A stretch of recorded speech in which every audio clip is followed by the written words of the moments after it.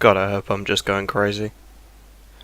You ever had one of those how in the hell did I get here moments? I mean, those flashes of clarity where you really see your life. You look in the mirror and you're so far removed from the person you dreamed of being when you were a kid that you're stunned speechless. Mine happened about a year ago, a week or two before Thanksgiving, when I woke up in the hospital. I was incredibly disoriented. Everything seemed unreal and distant, not really happening to me. Like I was dreaming, or an avatar in a video game. Maybe it was because I already felt so disconnected. Maybe it was the terrifying reminder of my own mortality. But it felt like I was seeing myself with a stranger's eyes. Waves of shame and self-hatred rolled over me in that hospital bed, and I vowed to change my life. I'd made similar resolutions before and failed spectacularly. But this time was different. This time, the change was nearly effortless. Old habits evaporated, old temptations lost all allure.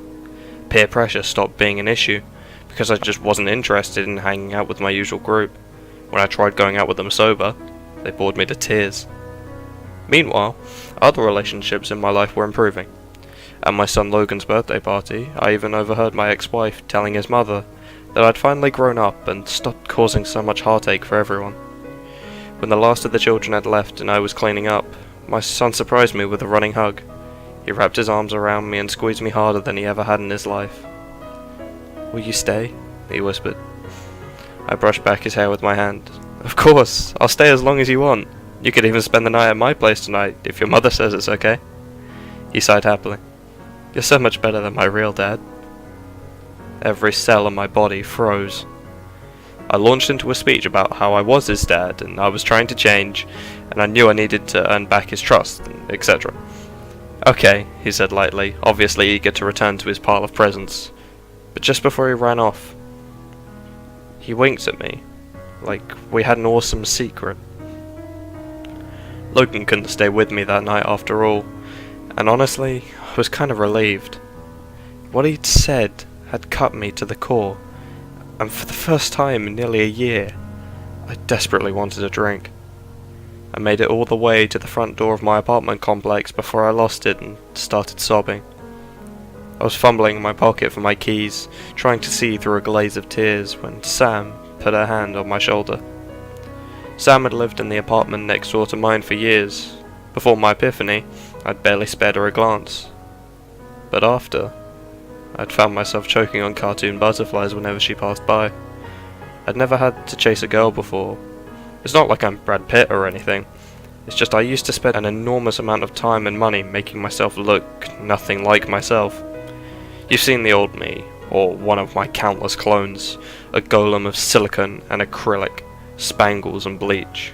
It was a lot like being a zombie, I suppose. You can barely move for fear that parts of you will fall off. Back on point, I'd been trying to catch Sam's eye for months, and I was terrible at it. I'd chat her up and think I was getting somewhere. But then I'd make a joke, or quote a movie, and she'd cringe like I'd just stabbed her. It was a humiliating way to have finally caught her attention, bawling like an angry toddler on the front steps, miserably wiping snot on my sleeve as I blubbered confessions for a million sins. Sam listened patiently, only stopping me once to suggest we get out of the cold and continue talking in her apartment. She drank me under the table. I'd lost all my tolerance in a year of sobriety, but Sam definitely didn't have that problem. When I got up to get us both another, it was easy to see why. Her refrigerator looked a lot like mine used to, boasting the 4 food groups of beer, liquor, takeout, and antique condiments. "Did your roommate move out?" I asked, carrying our beers back from the kitchen. "He was a big cook, right? I used to walk by a place at dinner time and drool." "He wasn't my roommate," she said quietly. "He was my husband." My face fell, and the last year flashed by in a sickening instant replay. A total disinterest in me, followed by the pained looks and vanishing act whenever she caught herself flirting back. I'd never bothered to ring check her until my crush hit. "If you'd like to talk about it, I'm interested, but I won't pry if you don't. It's entirely up to you." She laughed a little, shaking her head. It's funny. Stanley was usually such a good judge of character. But he was so wrong about you.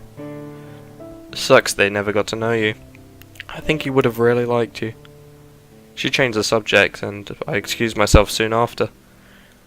The next day, curiosity led me to Google this husband. As I read through the results, my eyes widened. Stanley had died the night I'd passed out, and it appeared he might have accidentally saved my life. I spoke with a neighbour and confirmed that my guess was right. The EMTs who responded to Sam's 911 call had been the ones who found me.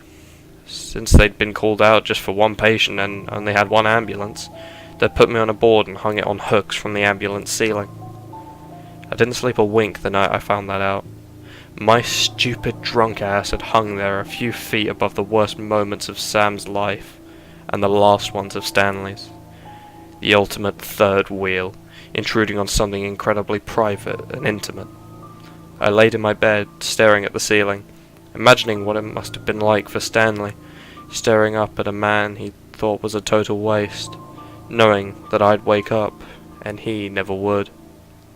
I blushed against my pillow, thinking of how I'd hit on her so soon after his death. I couldn't believe she'd end up comforting me. I swore to never flirt with Sam again, and I kept that promise, even as we became friendly and wound up with a weekly TV and Chinese food appointment. I didn't mean to get her a Christmas present.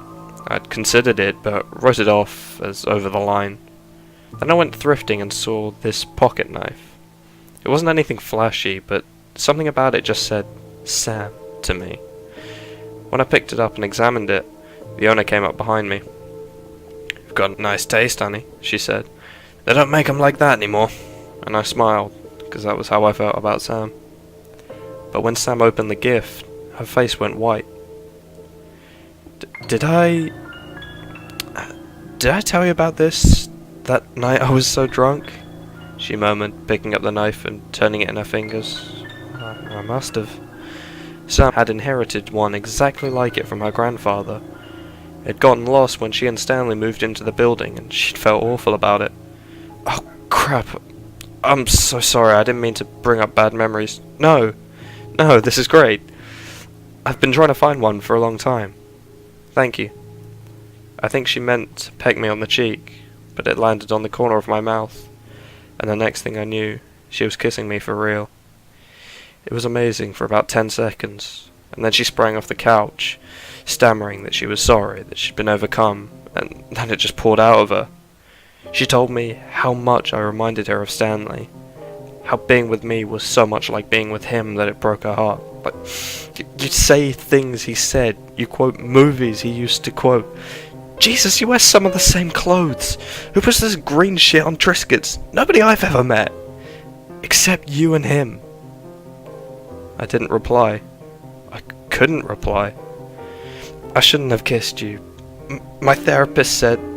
She broke off with a disgusted noise, sighing deeply before continuing. "I just don't think I can get over him and do this. The dinner's with you. I'm not moving on. I'm just pretending I don't have to." She apologized again. And then she was gone. I stared at the door like an idiot for a few seconds, letting that sink in. She'd left his present on my coffee table, and I bent to pick it up. "You're so much better than my real dad." Suddenly, pieces were snapping together in my mind, and I kept shaking my head like I could break them apart again. What I was thinking was stupid, crazy, superstitious lunacy. I'd been a few feet away in the ambulance when he died. I'd woken up consumed with self-loathing, turning into a new person almost overnight, one with different hobbies, opinions, and tastes. Even my own son didn't believe I was me.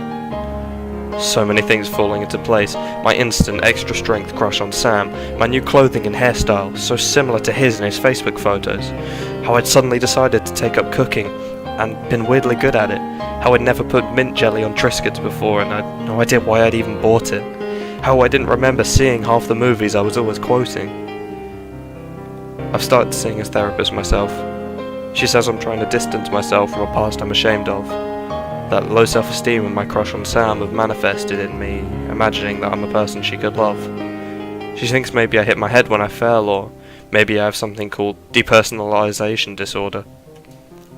I've read countless stories on here about hauntings and possessions. You guys are the experts on banishment and rituals. But what do I do if I'm the ghost? What in the hell do I do?